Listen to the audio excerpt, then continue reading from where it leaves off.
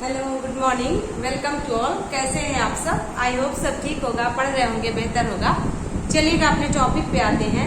आज का टॉपिक हमारा, जैसे कि हम सभी पर्यावरण पढ़ रहे थे, पर्यावरण एवं पारिस्थितिकी में एक क्लास हमारी कंप्लीट हो गई थी। आज हमारी सेकंड क्लास होगी। तो पिछले क्लास में हमने पर्यावरण क्या है, उसके सिलेबस क्या क्या है, क्या क्या पॉइंट्स हमको पढ़ने हैं, कौन कौन से इम्पोर्टेंट पॉइंट्स हैं, उन सभी को हमने जाना था। आज की क्लास में उसी को कंटिन्यू करेंगे।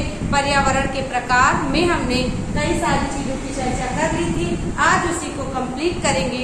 और आज का ये पर्यावरण का और भी आगे का जो टॉपिक था, वायुमंडल, स्थलमंडल, जलमंडल, तो वायुमंडल तक एक बार हम लोगों ने डिफाइन कर लिया था। एक बार फिर से उस पर्यावरण के प्रकार को रिवाइज करेंगे, उसके बाद आगे हम लोग इसको पढ़ेंगे। तो आप देख पा रहे हैं यहाँ पर एक डायग्राम बना है और उस डायग्राम में देखिए पर्यावरण लिखा हुआ है और यहाँ पर पर्यावरण कितने प्रकार के हैं। तो लास्ट क्लास में हमने सीखा था पर्यावरण मुख्य रूप से 3 प्रकार के होते हैं। पहला हम लोगों का था भौतिक अथवा अजैविक पर्यावरण, जिसमें हम लोगों ने सीखा था भौतिक और अजैविक पर्यावरण में ऐसी चीजें जो प्रकृति के द्वारा प्रदत्त है लेकिन उसमें जीवन नहीं पाया जाता। अजैविक मीन्स होता है, अ मीन्स होता है अनुपस्थित और जैविक मतलब होता है जीवन न हो या जीवाश्म न हो।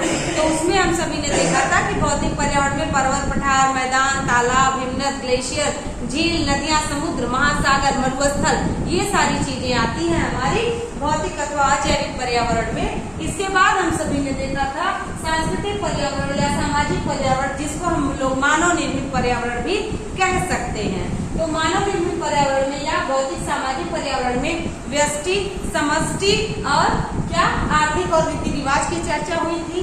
जैविक पर्यावरण का हमने अर्थ सीखा था कि जैसे इसमें 3 पॉइंट्स आते हैं, जीव जंतु, पादप एवं अपघटक, जिसको अपमार्जक या सूक्ष्म जीव भी कहा जाता है। तो भौतिक पर्यावरण के अंतर्गत वायुमंडल था, जलमंडल था, स्थल मंडल था और हम लोगों का अन्य था। क्यों? क्योंकि पूरी पृथ्वी को अगर बांट दिया जाए तो पूरी पृथ्वी पर अन्य ग्रहों की तुलना में वायुमंडल की उपस्थिति पाई जाती है, जिस कारण से वायुमंडल की उपस्थिति पाई जाने की वजह से जीवन संभव है। और जीवन कहाँ पर संभव है? स्थल मंडल पर संभव है, जल मंडल पर संभव है। स्थल मंडल उस भाग को कहते हैं जहाँ पर पर्वत, पठार, मैदान, मरुस्थल पाए जाते हैं, जहाँ पर जीव निवास करते हैं। और जल भाग जो पानी से डूबा हुआ भाग है, जैसे समुद्र हो गए, नदियां हो गए, तालाब हो गए, झील हो गए, ये सारी चीज जल मंडल के अंतर्गत आते हैं। तो पृथ्वी पर हमारा सबसे पहले वायुमंडल है, इसके बाद स्थल मंडल है और फिर जल मंडल है। तीनों को मिला करके हम सभी लोग जैव मंडल का नाम देते हैं। और इसमें अन्य भी है, भौतिक और अजैविक पर्यावरण में अन्य भी ऊर्जा आता है, ताप आता है, आर्द्रता आता है। ऊर्जा, ताप, आर्द्रता का अंतर्गत मीन्स क्या होता है? वायुवेग होता है। ऊर्जा मीन्स होता है ऐसी ऊर्जा जो वायु से उत्पन्न हो जाए, जो सूर्य से उत्पन्न हो जाए, सूर्य से ले ली जाए, पवन ऊर्जा हो गई, सौर ऊर्जा हो गई, ये सारी ऊर्जा के अंतर्गत आएगी। ताप में हम सभी जानते हैं कि सूर्य का ताप है। और वायु वेग है, वायु वेग में वायु के वेग को मापते हैं। और आर्द्रता मतलब होता है पृथ्वी के वायुमंडल में मौजूद नमी, जिसको आर्द्रता कहते हैं। वह नमी कभी ओस के रूप में मिल सकती है, कभी वाष्प के रूप में मिल सकती है। तो जो नमी पाई जाती है, मॉइस्चर पाया जाता है, उसको आर्द्रता कहते हैं। तो ये हमारे भौतिक पर्यावरण के सारे प्रकार थे। अब इसको एक एक हम लोग डिफाइन करेंगे। और व्यष्टि, समष्टि को हम लोगों ने सीखा था। इंडिविजुअल और पॉपुलेशन कहते हैं, मतलब किसी व्यक्ति विशेष की बातें या पूरे पॉपुलेशन की बात हो तो ये भी पर्यावरण के प्रकार में आता है। सामाजिक पर्यावरण, सांस्कृतिक पर्यावरण भी कैसे, मानव निर्मित पर्यावरण। इसमें दूसरा आर्थिक और रीति रिवाज था। आर्थिक और रीति रिवाज में हम लोगों ने सीखा था कि धन से संबंधित कोई भी बात, और रीति रिवाज मतलब जीवन जीने का तरीका। इस पृथ्वी पर अनेक प्रकार की जनजाति, अनेक प्रकार के जाति, अनेक प्रकार के मनुष्य पाए जाते हैं, जिनके अपने रीति रिवाज हैं, अपने जीवन जीने का तरीका है। वो हमारा मानव निर्मित पर्यावरण कहलाता है। मीन्स मनुष्य द्वारा निर्मित एक अपना वातावरण, जहाँ पर वह अपने आप को कंफर्टेबल जोन में देखता है, विकसित होता है और पनपता है और फिर नष्ट हो जाता है, पर्यावरण में समाहित हो जाता है, विलीन हो जाता है। जैविक पर्यावरण को हम लोगों ने समझ लिया।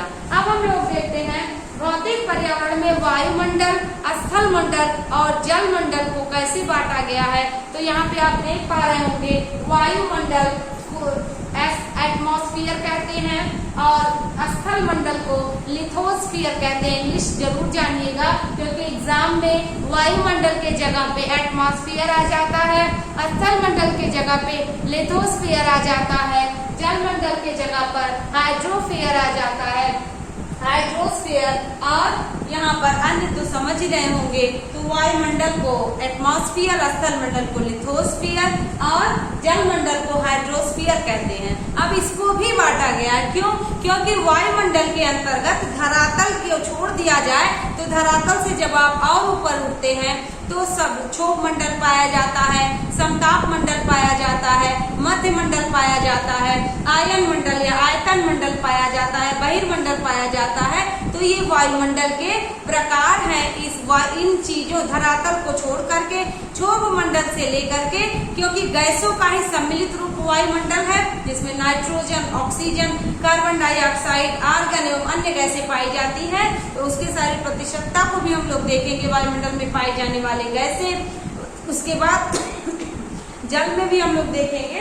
तो वायुमंडल के जो पार्ट है उसमें क्षोभ मंडल है, तो क्षोभ मंडल को इंग्लिश में ट्रोपोस्फेयर कहते हैं। अब एग्जाम में क्षोभ मंडल नहीं आकर के ट्रोपोस्फेयर आ जाता है तो कई बार विद्यार्थी कंफ्यूज हो जाते हैं, क्योंकि ट्रोपोस्फेयर में टोपोस्फेयर ऐसे लिखा रहता है हिंदी में, और जब आप उसका इंग्लिश वर्जन देखने जाएंगे तो वहां भी ट्रोपोस्फेयर की स्पेलिंग लिखी रहेगी। तो क्षोभ मंडल को टोपोस्फेयर कहते हैं, ट्रोपोस्फेयर मतलब क्षोभ मंडल, समताप मंडल को स्ट्रेटोस्फेयर कहते हैं, मौसम संबंधी घटनाएं घटित होती हैं, मध्य मंडल को मेसोस्फेयर कहते हैं, आयन मंडल या आयतन मंडल को जहाँ पर रेडियो एक्टिव किरणें चलती हैं इसको थर्मोस्फेयर कहते हैं, वायुमंडल को एक्सोस्फेयर कहते हैं, इसको बहिर्मंडल भी कहा जाता है। इसके बाद हम सभी देख पा रहे हैं जो स्थल मंडल है, स्थल मंडल के भी कई सारे प्रकार हैं। तो स्थल मंडल के प्रकार में हम सभी ने देखा कौन कौन सा स्थल मंडल में आप समझ रहे हैं, जहाँ पर जीव जंतु, मनुष्य, विभिन्न प्रकार की वनस्पतियां, पेड़ पौधे पाए जाते हैं, जिंदगी जीने के रहन सहन, रीति रिवाज वो सभी स्थल मंडल पर आते हैं। मतलब पृथ्वी पर मौजूदा वह पार्ट जहाँ पर मृदा, जहाँ पर पर्वत, पठार, मैदान, मरुस्थल पाए जाते हैं, वे सारे भाग पृथ्वी के स्थल मंडल कहलाते हैं। और जिस भाग पर पानी होता है उसको जल मंडल कहते हैं। तो स्थल मंडल के अंतर्गत हम लोगों ने बांट लिया है मृदा एवं जल स्थल मंडल पे पाए जाते हैं, क्योंकि स्थल मंडल का मीन्स मिट्टी, मृदा मीन्स मिट्टी और जल मीन्स आप जानते हैं वाटर। तो मृदा संरचना यानी मिट्टी की संरचना, कई प्रकार की मिट्टियां भी हमने पढ़ी है, जलोढ़ मिट्टी है, काली मिट्टी है, बहुत सारी मिट्टियां हैं। तो मिट्टी को आप जानते हैं, मृदा संरचना यानी मिट्टी किन परिस्थितियों से बनती है और मिट्टी का की स्थिति। मृदा, वायु तथा ताप को स्थल मंडल में रखा जाता है। मृदा, वायु तथा ताप के अंतर्गत मीन्स किन परिस्थितियों में मृदा का निर्माण होता है, सूर्य का ताप धरती पर आता है तो कितने प्रतिशत वापस चला जाता है उसको पढ़ना है। वायु की विभिन्न प्रकार की वायु होती है, धरातल से चलने वाली हवाएं, समुद्र से धरातल की ओर चलने वाली हवाएं, स्थलीय हवाएं, व्यापारिक हवाएं, बहुत सारी हवाएं होती हैं। तो उन वायु को भी हम लोग स्थल मंडल में रखते हैं। इसके बाद हम लोग ताप को भी स्थल मंडल में रखते हैं। पहाड़ तथा पठार, पहाड़ तथा पठार दोनों एक ही होता है। पर्वत और पठार में क्या अंतर है? पर्वत की संरचना होती है वो इस प्रकार से पाई जाती है, और जो पठार की संरचना होती है वो पर्वत से कम होती है और ऊंचा टीला नुमा रहेगा, लेकिन बाद में वो ऊपर जाकर के चपटा हो जाता है, इसलिए उसको पहाड़ या पठार कहते हैं। इसके बाद मैदान तो आप समझ ही रहे हैं। खनिज तथा चट्टाने भी स्थल मंडल पे पाई जाती हैं।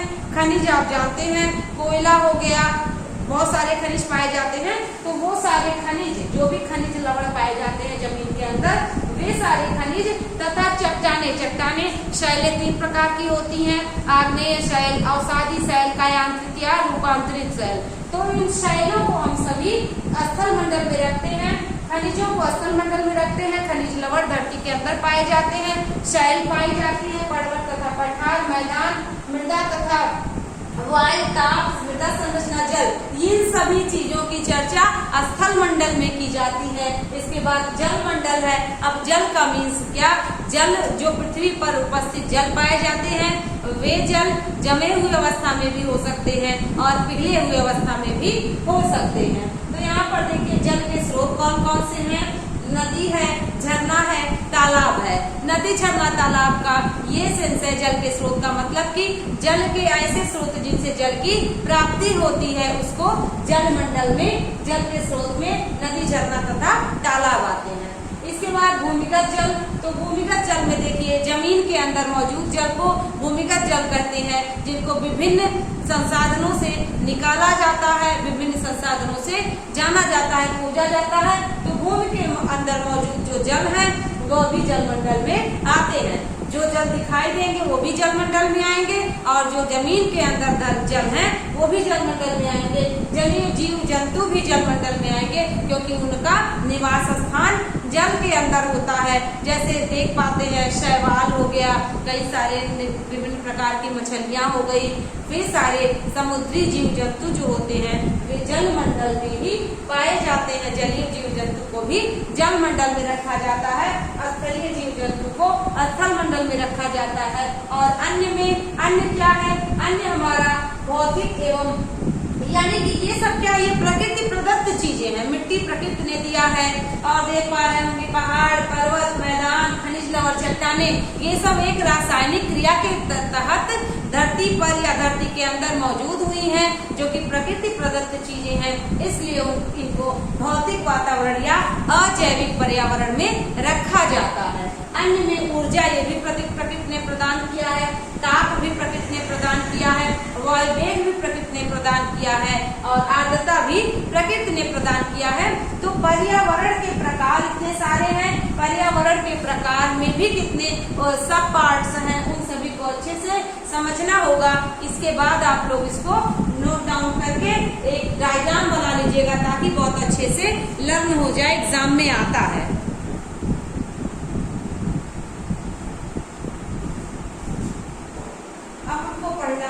पर्यावरण के संघटक, संघटक को इंग्लिश में कंपोनेंट्स कहते हैं।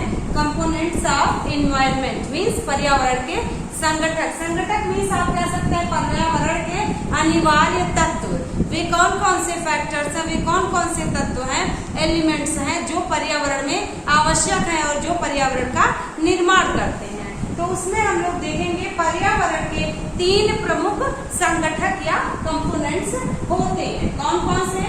जैविक या भौतिक संगठक। आपने इसके पहले सीखा कि जैविक क्या है और अजैविक क्या है। तो अजैविक या भौतिक संगठक में क्या होता है? जो पृथ्वी पर ऐसा निर्माण किया गया हो जो प्रकृति ने किया हो, मनुष्य ना किया हो और उसमें जीवन ना पाया जाता हो, वो अजैविक या भौतिक होता है। उसमें हम सभी ने सीखा था स्थल मंडल, जल मंडल और वायुमंडल। तो अब हम लोगों को वायुमंडल में पाए जाने वाले गैसें, जल मंडल के संगठक यानी कि सागर के जल में कौन कौन से इम्पोर्टेंट कंपोनेंट्स होते हैं जो सागर के जल में अनिवार्य रूप से महासागरीय जलों में पाए जाते हैं, उनको हम लोगों को पढ़ना है। तो यहाँ पे स्थल मंडल देखे होंगे। अजैविक या भौतिक संगठन में स्थल मंडल क्या होता है? स्थल मंडल देखते हैं, सभी लोगों को पता है कि स्थल मंडल में लोहा है, निकिल है, खनिज है सारे, और हमारे भूपर्पटी है, क्रस्ट है। पृथ्वी के जो ऊपर की परतें हैं उसको 3 भागों में बांटा गया है, सियाल, सीमा, निफे। कई लोग इसको सियाल, सीमा, निफे को क्या कहते हैं? सियाल, सीमा, निफे जो कि सिलिका एल्यूमिनियम से बना है। तो सियाल सिलिका एल्यूमिनियम और सीमा सिलिका मैग्नीशियम, निफे होता है। कई लोग इसको भूपर्पटी कहते हैं, क्रस्ट कहते हैं, क्रोड कहते हैं। तो अलग अलग विद्वानों के अनुसार अलग अलग बांटा गया है। तो ये जो स्थल मंडल पर जो परतें होती हैं उन परतों के अंतर्गत कौन कौन से खनिज लवण पाए जाते हैं? सोना, चांदी, हीरा, बॉक्साइट, कोयला, लोहा, निकिल, एल्यूमिनियम, ये सारी जो धातुएं धरातल के अंदर पाई जाती हैं। भूपर्पटी में, निफे में, क्रोड में, मेंटल में। क्रोड मेंटल है ना, आप लोगों ने देखा होगा पृथ्वी की 3 परतें हैं, सियाल, सीमा, निफे। तो जो हमारा निफे है वो निकेल और फेरस से बना है, पिघली हुई अवस्था में है। तो उन सभी का अध्ययन स्थल मंडल में किया जाता है। इसके बाद देखिए जल मंडल में हम सभी जल को पढ़ते हैं कि जल में नदी है, तालाब है, झरना है, झील है, महासागरीय जल है, सागरीय जल है, इन सभी को जल मंडल में पढ़ते हैं। तो ये सब भौतिक है, ईश्वर ने प्रदान किया है, पर्यावरण के निर्माण में ये सब सहायक तत्व होते हैं। और वायुमंडल तो सभी लोग जानते हैं कि वायुमंडल गैसों का एक आवरण होता है, गैसों का एक गोला होता है जिसमें नाइट्रोजन, ऑक्सीजन, आर्गन, अन्य गैसें पाई जाती हैं। और यहाँ पर वायुमंडल के कई पार्ट है, क्षोभ मंडल, समताप मंडल, मध्य मंडल, बीच में समताप मंडल, मध्य मंडल के बीच में ओजोन मंडल पाया जाता है, आयतन मंडल है, बहिर्मंडल है। तो ये वायुमंडल में पढ़ना है। जल से रिलेटेड चीजें जल मंडल में, और सियाल सीमाने पे ऊपर पट्टी, क्रस्ट और बाकी मेंटल, कोर, प्रोड, इन सभी को स्थल मंडल में पढ़ना है जिसमें शैलें होती हैं, चट्टानें होती हैं, इन सभी को पर्वत, पठार, मैदान को स्थल मंडल में पढ़ना है। दूसरा है जैविक संगठक या कार्बनिक संगठक, ये महत्वपूर्ण हो जाता है। जैविक संगठक और कार्बनिक संगठक में क्या होता है? जैविक और कार्बनिक मतलब जिसमें जीवन पाए जाए, इसमें मनुष्य भी आते हैं, जीव जंतु भी आते हैं, पादप भी आते हैं, वे जैविक होते हैं जिसमें जीवन होता है और जीवाश्म होता है, कार्बन होता है, वे कार्बनिक संगठक या जैवीय या जीवीय या जैविक कहलाते हैं, पर्यावरण के निर्माण में सहायक तत्व होते हैं। उसमें हम सभी को 3 भागों में पढ़ना है बांट करके। क्या क्या? पादप तंत्र। पादप तंत्र में पेड़ पौधे सभी प्रकार के आते हैं, रेंगने वाले पौधे, सहारे पे चढ़ने वाले पौधे, लंबे पेड़ पौधे, छोटे पेड़ पौधे, सभी प्रकार के वृक्ष, पेड़ पौधे, छोटे बड़े सभी क्या आते हैं? पादप में आते हैं। पेड़ पौधे पादप में, वनस्पतियां। इसके बाद जो जंतु तंत्र है, जंतु तंत्र में 3 प्रकार के जंतु आते हैं। एक होते हैं मृतजीवी, दूसरे होते हैं परजीवी और तीसरे होते हैं हमारे प्राणी संभोजी। तो समझ लेते हैं मृतजीवी क्या होता है, परजीवी क्या होता है। मृतजीवी ऐसे होते हैं जो भी हमारे मृतजीवी में जंतु तंत्र में आते हैं, वे ऐसे मृतजीवी होते हैं जो मरे हुए जानवरों को, मरे हुए सड़े गले चीजों को खाते हैं, उन्हीं को खा करके जिंदा रहते हैं, उन्हें मृतजीवी कहते हैं। मरे हुए जीव जंतुओं को, मरे हुए पेड़ पौधों को, फॉसिल्स को खा करके जीवित रहे, वे हमारे कहलाते हैं मृतजीवी। और जो परजीवी होते हैं, परजीवी मतलब वे दूसरे पर आश्रित होकर के अपना जीवन यापन करते हैं। जैसे आपने देखा होगा, सबसे अच्छा उदाहरण आपको, गांव में भैंस होती है, भैंस के पीठ पर बगुला होता है, ये क्वेश्चन भी आता है। तो बगुला क्या है? बगुला एक परजीवी है जो भैंस के पीठ पर खाता है और वो बगुला भैंस पर जीवन यापन करता है। और देखे होंगे बहुत से ऐसे जीव जंतु होते हैं जो पेड़ पौधे पर, जीव जंतुओं पर निर्भर होकर के परजीवी, दूसरों के निर्भरता पर अपना भोजन बनाते हैं, उन्हें परजीवी कहते हैं। मृतजीवी मतलब मृत पदार्थों को, जो सड़े हो, गले हो या ना सड़े गले हो, अभी अच्छी अवस्था में हो, उन सभी को खा करके अपना जीवन यापन करते हैं। ऐसे जीव हमारे परजीवी में आते हैं और मृतजीवी में आते हैं। परजीवी पर मतलब होता ही है दूसरों पर जीवन यापन करना। प्राणी संभोजी क्या होते हैं? प्राणी संभोजी ऐसे जीव जंतु होते हैं जो अपना भोजन मुख से ग्रहण करते हैं, वे प्राणी संभोजी होते हैं। उसमें मनुष्य भी आता है, शेर हो गया, चीता हो गया, हाथी हो गया, बकरी हो गई, गाय हो गई, मतलब जो भी जीव जंतु अपना भोजन मुख से ग्रहण करते हैं, मुंह से ग्रहण करते हैं, वे प्राणी संभोजी होते हैं। और जो जीव जंतु अपना भोजन दूसरे जीव जंतुओं पर निर्भर होकर के बनाते हैं, वे परजीवी होते हैं। और ऐसे जीव जंतु जो मरे हुए जीव जंतुओं को खाकर अपना जीवन यापन करते हैं, वे मृतजीवी कहलाते हैं। तो उम्मीद करते हैं बच्चों अभी आपको ये समझ में आ रहा होगा जो भी हम आपको समझाने का प्रयास कर रहे हैं। अब आता है ऊर्जा संगठक। ऊर्जा संगठक क्या होता है, यहाँ पर समझना होगा। आपने कभी सोचा है कि सूर्य इतना गर्म है, सूर्य की सतह का तापमान 6000 डिग्री सेल्सियस है, तो सूर्य की इतनी गर्मी धरती पर आती है तो भी धरती क्यों नहीं गर्म होता? इसका एक साइंटिफिक फैक्ट है, सूर्य से जो भी ऊष्मा आता है वह ऊष्मा पृथ्वी पर आता तो सीधे है, लेकिन सीधे जाता नहीं है, कुछ भाग पृथ्वी पर रह जाता है। ऊष्मा का और कुछ भाग पृथ्वी का ऊष्मा का सूर्य के पास वायुमंडल से होते हुए वापस चला जाता है। तो ये सूर्य के किरणों को आने का तरीका और सूर्य के किरणों के जाने का तरीका ही ऊष्मा संतुलन कहलाता है। और ये एग्जाम में बहुत बार आया कि ऊष्मा संतुलन क्या है। तो ऊष्मा संतुलन में ऊर्जा जो सूर्य की हमारे पृथ्वी पर आती है वो कुछ प्रतिशत पृथ्वी पर रह जाती है, फैल जाती है, पेड़ पौधों जीव जंतुओं द्वारा एब्जॉर्ब कर ली जाती है और कुछ ऊर्जा रिफ्लेक्ट हो जाती है जो लघु तरंगों के द्वारा धरती पर पहुंचती है। तो यहाँ पर इसी को समझना होगा।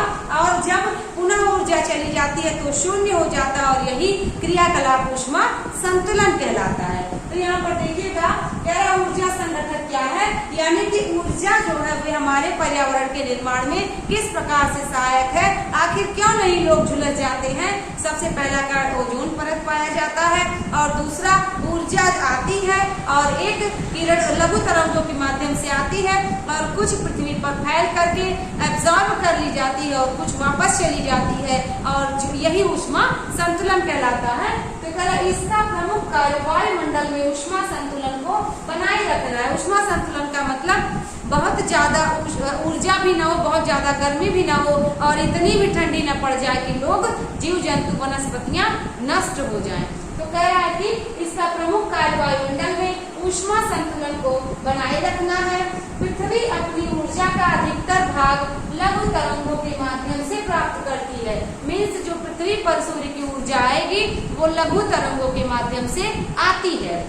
इसके बाद कह रहा है वायुमंडल सौरिक विकिरण द्वारा 14%। सौरिक विकिरण के द्वारा सूर्य का जो प्रकाश है वो जब पृथ्वी पर आता है तो यहाँ पर कह रहा है कि 14% और पृथ्वी से होने वाले विकिरण से 34% ऊर्जा प्राप्त करता है। कि जो आता है वो 14% एब्जॉर्ब करके 34% वापस चला जाता है।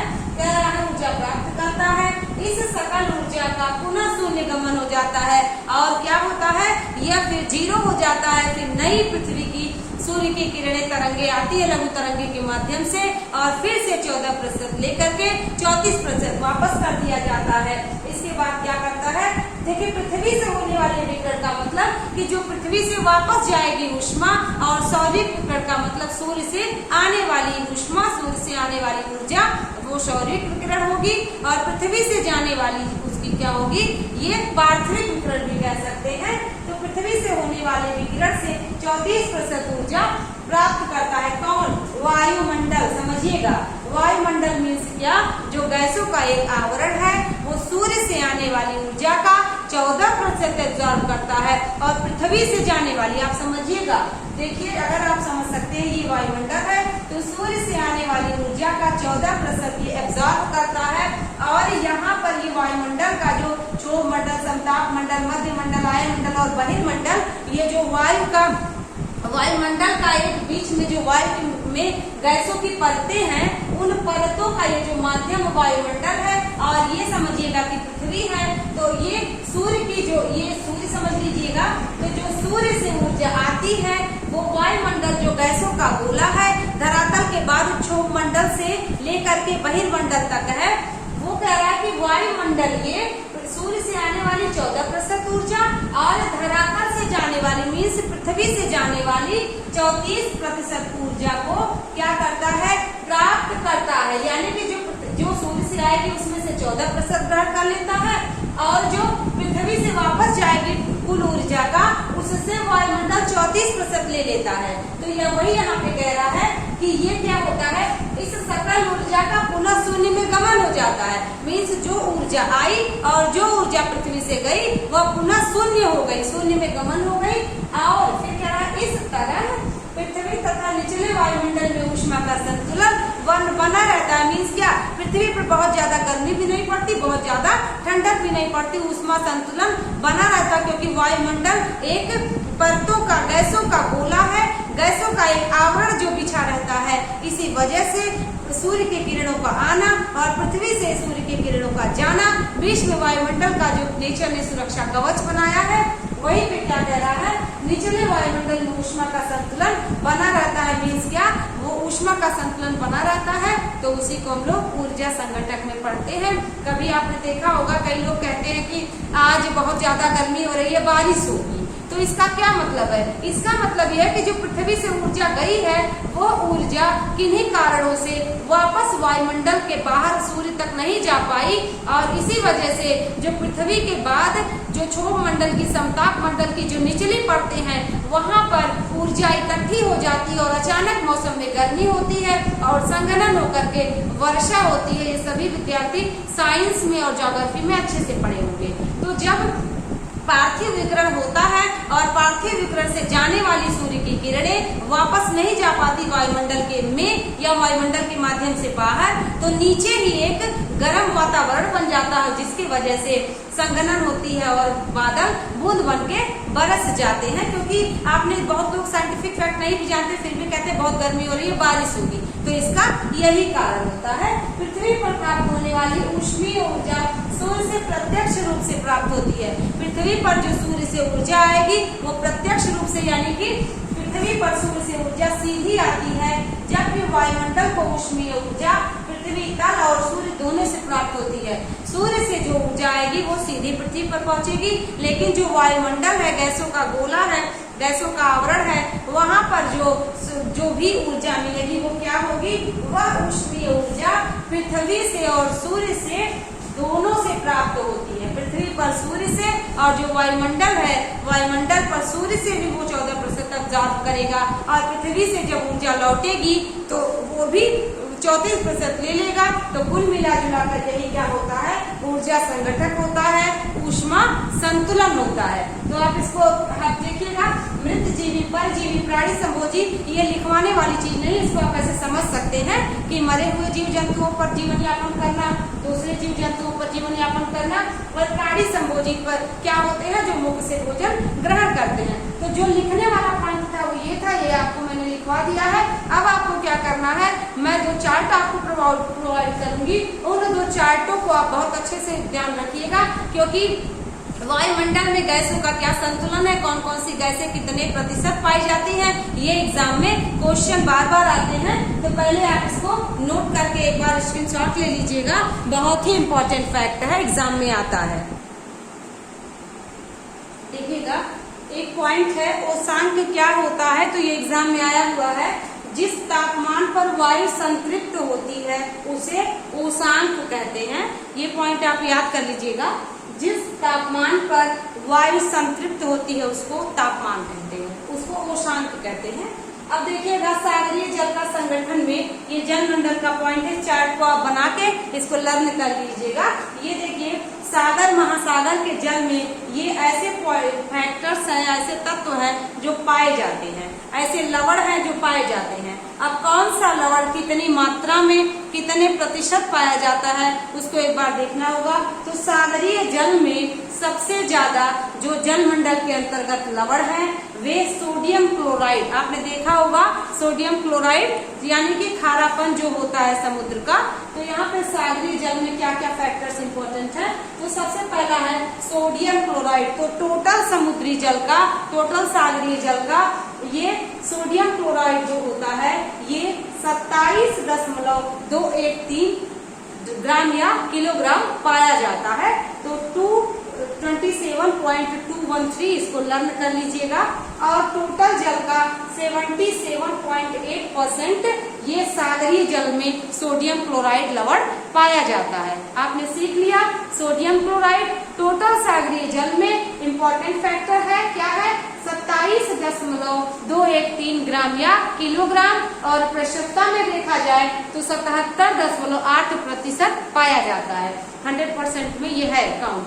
अगला देखिएगा, मैग्नीशियम क्लोराइड जो बहुत ही महत्वपूर्ण लवण है सागर के जल में पाया जाने वाला, वो कितना है 38.7 ग्राम या किलोग्राम पाया जाता है। और उसकी प्रतिशतता देखी जाए तो टोटल का 10.9% पाया जाता है। सोडियम क्लोराइड 77.8% और मैग्नीशियम क्लोराइड की बात करते हैं तो मैग्नीशियम क्लोराइड 10.9% टोटल का पाया जाता है। और ग्राम या किलोग्राम की बात करें तो 38.7 ग्राम या किलोग्राम पाया जाता है। तीसरा महत्वपूर्ण लवण है मैग्नीशियम सल्फेट, ये सागर के जल में पाया जाता है और ये क्या पाया जाता है 1.658 ग्राम या किलोग्राम इसको कह सकते हैं। और टोटल परसेंट का 4.7% ये पाया जाता है मैग्नीशियम सल्फेट। चौथा महत्वपूर्ण लवण है सागर के जल का कैल्शियम सल्फेट और ये 1.260 किलोग्राम या ग्राम पाया जाता है और टोटल जल का 3.6% पाया जाता है। क्या क्या महत्वपूर्ण है sodium chloride, magnesium sulphate, calcium sulphate ये महत्वपूर्ण है सागर के जल में ये पाए जाते हैं। अगला देखेंगे पोटेशियम सल्फेट, ये भी सागर के जल का महत्वपूर्ण लवण है और ये 0.863 और टोटल प्रतिशत का 2.5% ये पाया जाता है। अगला पॉइंट है कैल्शियम कार्बोनेट, ये देखिए महत्वपूर्ण है। कैल्शियम कार्बोनेट सागर के जल में पाया जाता है और ये क्या है 0.123 ग्राम या किलोग्राम कह सकते हैं और ये 0.3% पाया जाता है। अगला है मैग्नीशियम ब्रोमाइड, ये देखिए महत्वपूर्ण है। मैग्नीशियम ब्रोमाइड सबसे कम पाया जाता है 0.076 और इसका परसेंट कितना है 0.2% है ना 0.02% है।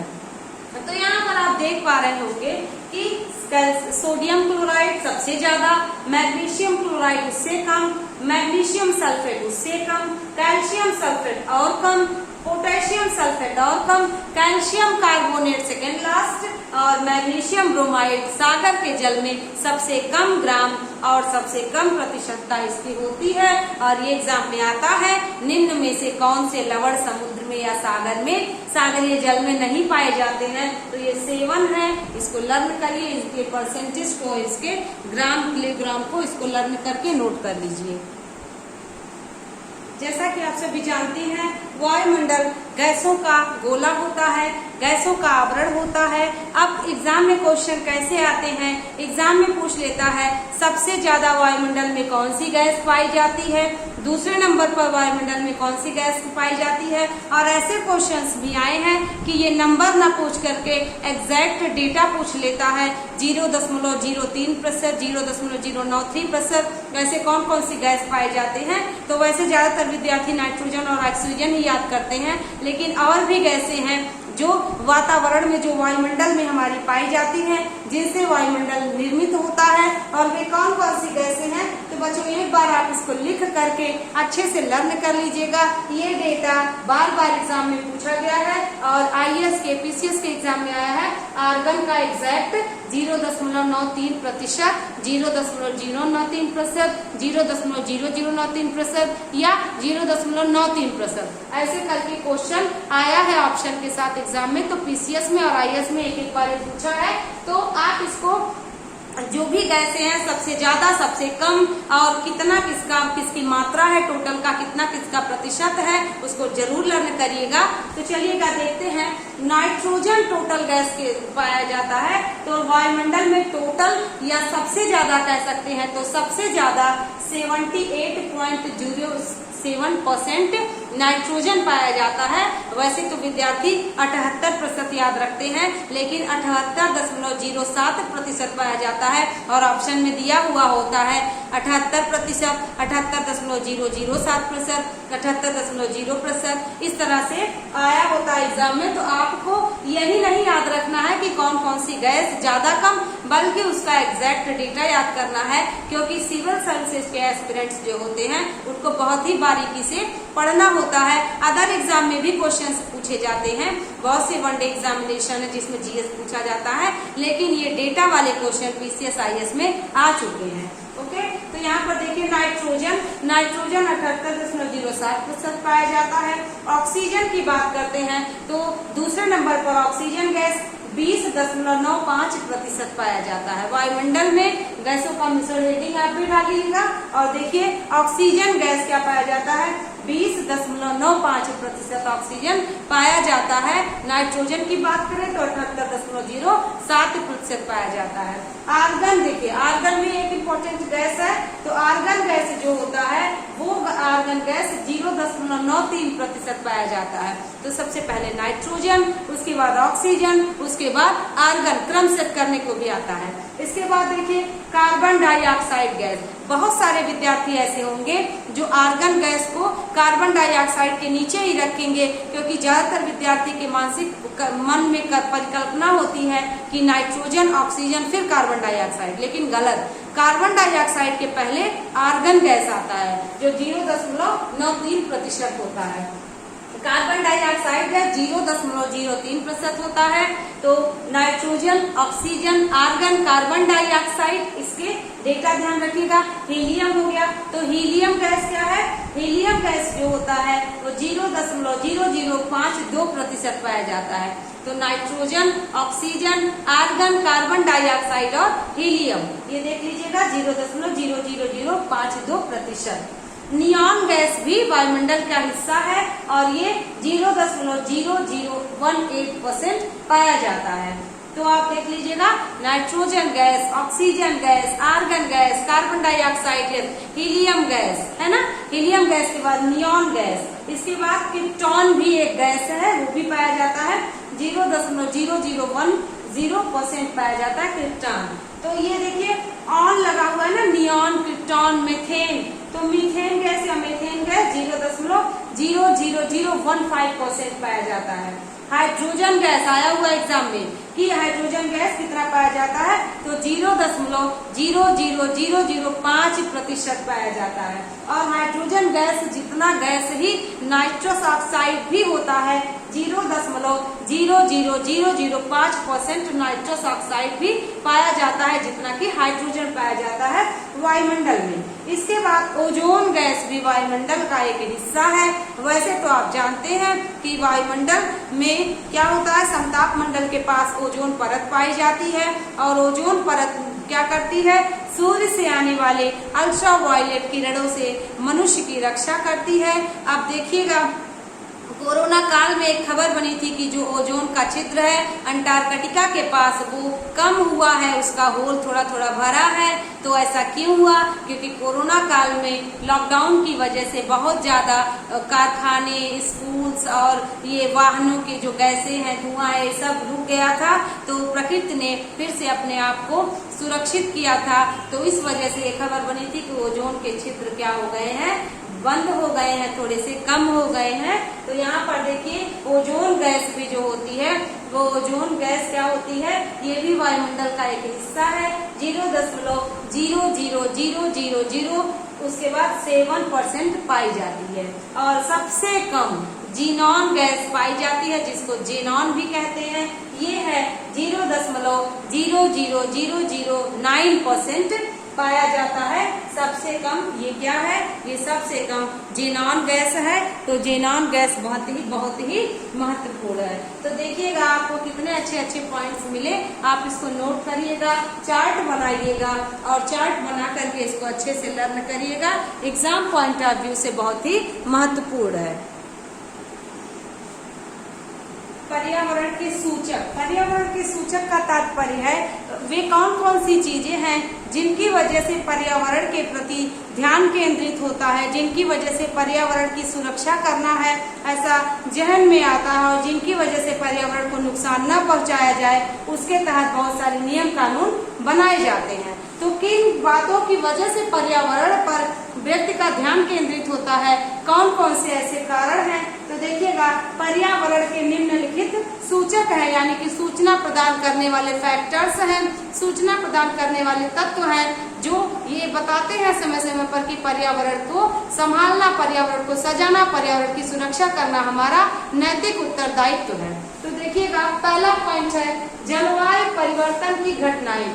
जलवायु परिवर्तन की घटनाएं, क्लाइमेट चेंज, किन कारणों से क्लाइमेट चेंज हो रहा है, यानी कि जब मौसम के अनुसार कार्य होना चाहिए, एक निश्चित क्षेत्र पर जलवायु होनी चाहिए, वह नहीं हो रही है, वो जलवायु होता है। जैसे जलवायु और मौसम में अंतर है, मौसम क्या होता है, एक क्षेत्र विशेष पर कुछ समय के लिए बना होता है, फिर कुछ समय के लिए परिवर्तित हो जाता है, वो मौसम कहलाता है। लेकिन जलवायु क्या होता है, एक निश्चित क्षेत्र पर निश्चित परिस्थितियों के अनुसार जैसा वातावरण रहे उसको जलवायु कहते हैं। जलवायु के अनुसार बहुत सारे जीव जंतु पनपते हैं, उसको जलवायु कहते हैं। जैसे जलवायु आपने देखा है कि उष्णकटिबंधीय जलवायु, शीतोष्णकटिबंधीय जलवायु, तो जो जलवायु होता है वो निश्चित कटिबंधों पर पाया जाता है और एक बड़े क्षेत्र में फैला होता है, वह जलवायु कहलाता है। और एक कम समय के लिए कोई कुछ प्रकृति प्रदत्त परिस्थितियां बने उसको मौसम कहते हैं, जो चेंज भी हो जाता है। तो यहाँ पर जलवायु परिवर्तन का मतलब जहाँ पर जलवायु परिवर्तन का मतलब जहाँ पर एक निश्चित क्षेत्र विशेष में मौसम ठंडक था, वहाँ पे गर्मी पड़ने लगी, ग्लेशियर से पिघलने लगे और उष्ण क्या है यहाँ पर देखिएगा भूतापन में वृद्धि, मतलब ग्लोबल वार्मिंग हो गया, यानी कि समुद्र का जल स्तर बढ़ने लगा, सूखा पड़ने लगा, मौसम में गर्मी बढ़ने लगी, ग्लेशियर से पिघलने लगे। तो ये वैश्विक तापन, भूतापन या ग्लोबल वार्मिंग है, जो कि वर्तमान समय में बहुत ही ज्वलंत मुद्दा है।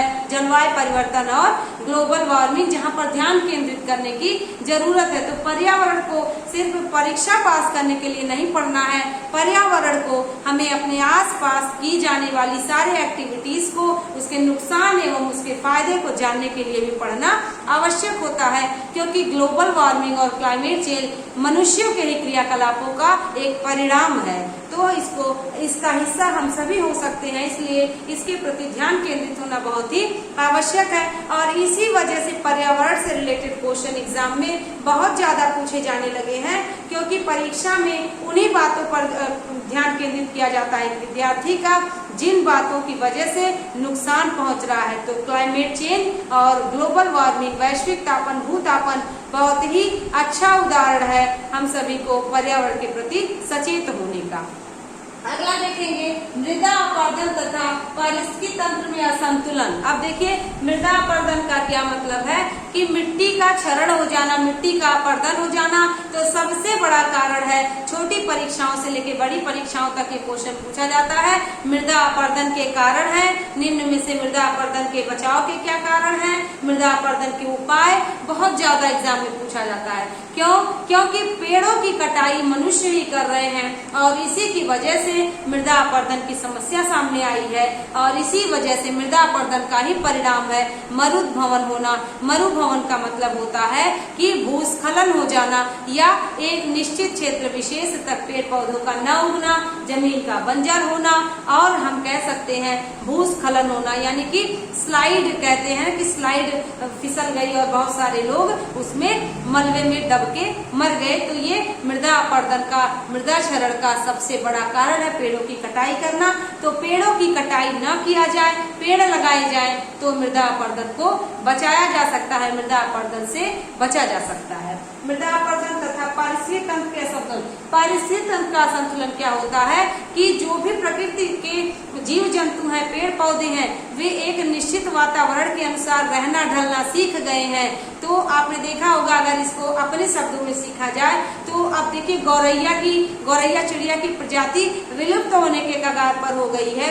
इसका मतलब होता है कि जब भी जो भी मतलब तरंगे मोबाइल के द्वारा, टेलीफोन के द्वारा और जो भी मतलब ऑनलाइन सारे वर्क्स होते हैं, तो इन तरंगों की वजह से चिड़िया दिशा भ्रमित हो जाती हैं और पक्षी दिशा भ्रमित से मर जाते हैं, ऐसे स्थान पर पहुंच जाते हैं जहां पर भोजन की प्रदत्तता नहीं होती है, पर्याप्तता नहीं होती है और वे अपना मार्ग भटक जाते हैं। तो इस पारिस्थितिक तंत्र का संतुलन। और क्या होता है, जो भी एक निश्चित क्षेत्र विशेष के वातावरण में जीव जंतु रह रहे हों, तो पेड़ के काटने की वजह से, जंगल काटने की वजह से और शहरीकरण होने की, नगरीकरण होने की वजह से जो भी परिस्थितियां थी पारिस्थितिकी तंत्र के असंतुलन की, कि जो जीव जंतु एक निश्चित वातावरण में अपने हिसाब से रहते थे उसमें असंतुलन हो गया, तो बहुत सारी प्रजातियां विलुप्त होने के कगार पर पहुंच गई हैं और बहुत सारी अमूल्य प्रजातियां जो दोबारा नहीं मिल सकती वह विलुप्त भी हो चुकी हैं। इसलिए ऐसे विलुप्त प्रजातियों को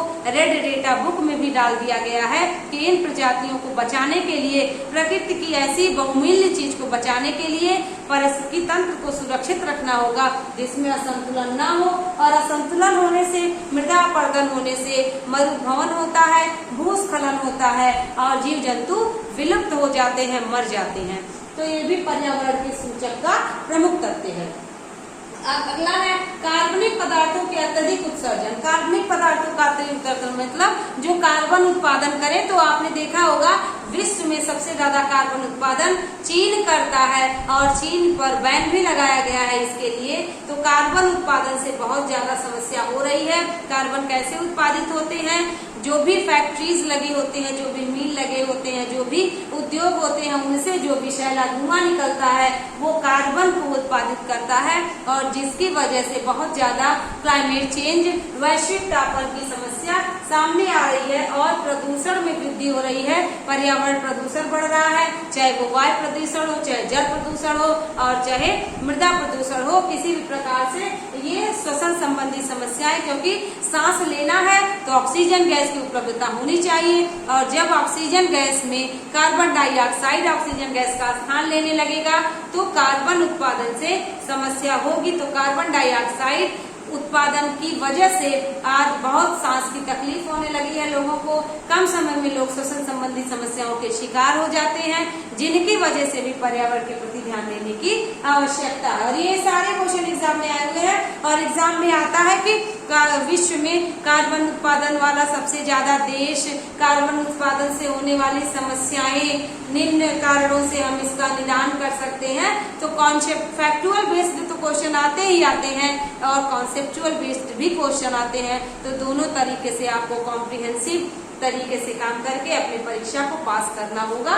तो यहाँ पर देखिएगा, कार्बनिक पदार्थों के अत्यधिक उत्सर्जन के कारण श्वसन संबंधी समस्याएं तथा प्रदूषण में वृद्धि होना, ये भी क्या है, पर्यावरण के प्रति ध्यान केंद्रित करने का एक मुख्य तथ्य है। इसके बाद देखिएगा, क्लोरोफ्लोरोकार्बन कैसे निकलता है? एसी से निकलता है, इन्वर्टर से निकलता है, फ्रीज से निकलता है ना, जिसको रेफ्रिजरेटर भी कहते हैं, माइक्रोवेव से निकलता है। जो भी गैसेज ऐसे निकलती हैं वे हमारे क्लोरोफ्लोरोकार्बन है और जिनका सीधा सीधा परिणाम देखा गया है ओजोन परत में छिद्र का होना। क्लोरोफ्लोरोकार्बन का ही दुष्परिणाम है जिसको CFC गैस कहते हैं। ये अल्ट्रावायलेट किरणों को पृथ्वी पर सीधे लाने में सहायक हो रहा है, जिससे कैंसर हो सकता है और वो भी कैंसर, त्वचा संबंधी कैंसर। यानी कि अल्ट्रावायलेट किरणें अगर सीधी धरती पर आने लगी, ओजोन छिद्र खत्म हो गया तो व्यक्ति स्किन कैंसर का शिकार हो जाएगा और विभिन्न प्रकार की घातक बीमारियां होंगी। पशु पक्षी विलुप्त हो जाएंगे, वनस्पतियां सूख जाएंगी, जिस कारण से क्लोरोफ्लोरोकार्बन पर ध्यान देना और उसके उत्पादन में कमी करना बहुत ही आवश्यक है, जिसका सीधा परिणाम ओजोन परत में छिद्र का होना पाया गया है। अगला देखेंगे, रासायनिक उर्वरकों के कारण जल प्रदूषण में वृद्धि होना। रासायनिक उर्वरकों का मतलब पहले गोबर की खाद यूज होती थी, लेकिन अब रासायनिक उर्वरक यूज होने लगे हैं, यूरिया यूज होने लगा है और भी विभिन्न प्रकार के खाद यूज होने लगे हैं, जिससे उत्पादन में तो वृद्धि हो जाती है लेकिन मिट्टी प्रदूषित हो जाती है, उसके पोषक तत्व खत्म हो जाते हैं और सबसे बड़ा दुष्परिणाम होता है कि जल प्रदूषित हो जाता है, क्योंकि वही उर्वरक में मिला हुआ पानी जल में जाता है और उसका जो भी मतलब एक हिस्सा होता है एक मिट्टी पर निश्चित क्षेत्र में निश्चित परतों तक फैल जाता है और मिट्टी की उर्वरता तो समाप्त होती ही होती है, जल भी प्रदूषित हो जाता है। तो आप देख पा रहे होंगे पर्यावरण के सूचक में जलवायु परिवर्तन, ग्लोबल वार्मिंग यानी वैश्विक तापन, क्लोरोफ्लोरोकार्बन से ओजोन छिद्र में परत में छिद्र होना और मृदा अपरदन तथा पारिस्थितिकी असंतुलन से होने वाली समस्याएं। आपने देखा होगा कार्बन डाइऑक्साइड से ऑक्सीजन की कमी होना, कम उम्र में मौत हो जाना, फेफड़े की बीमारी हो जाना और सबसे जरूरी पॉइंट जिस पर ध्यान केंद्रित करने की आवश्यकता है और परीक्षा में पूछा गया है, रासायनिक उर्वरकों से क्या होता है या रासायनिक उर्वरकों से पड़ने वाले दुष्प्रभाव में से निम्नलिखित में से क्या है। ऐसे क्वेश्चंस आए हैं तो जल प्रदूषण होना, मृदा का क्षरण हो जाना और उर्वर शक्ति समाप्त हो जाना, ये सभी कारण पर्यावरण के सूचक में आते हैं। तो आई होप बच्चों क्लास आपको बड़ी अच्छी लगी होगी, क्लास आपको सब पसंद आ रही होगी पर्यावरण की। पर्यावरण को परीक्षा पास करने के लिए तो पढ़ना ही पढ़ना है, हमें अपने प्रकृति को जानना भी बहुत आवश्यक है, जिसके लिए भी पर्यावरण बहुत ही महत्वपूर्ण होता है। 3rd क्लास के बच्चे को ईवीएस में पर्यावरण पढ़ाया जाता है और 3rd क्लास से लेकर के विद्यार्थियों को आईएएस की परीक्षा तक पर्यावरण को पढ़ना होता है और सुखी जीवन जीने के लिए भी पर्यावरण को पढ़ना बहुत ही आवश्यक है, ताकि हम सभी को पता चल सके किन किन कारणों से, किन किन आदतों से हम अपने पर्यावरण को नुकसान पहुंचा रहे हैं और कौन से उपाय हैं जिससे पर्यावरण को बचाया जा सकता है, पर्यावरण को मित्र बनाया जा सकता है। इको फ्रेंडली, आपने एक वर्ड सुना होगा, इको फ्रेंडली वर्ड आजकल चला है, क्योंकि इको फ्रेंडली मतलब पर्यावरण के प्रति जो भी सुरक्षा प्रदान करने वाले, पर्यावरण को सुरक्षित करने वाले जो जो फैक्ट्स होते हैं उसको इको फ्रेंडली कहते हैं। तो इसको आपको बहुत अच्छे से ध्यान रखना होगा, नोट कर लीजिएगा, अच्छे अच्छे पॉइंट्स आपको मिल रहे हैं और जो भी आपको चार्ट बना के बताए गए हैं उनको भी अच्छे से लर्न कर लीजिएगा। तो आज के लिए बस इतना ही। Thank you so much.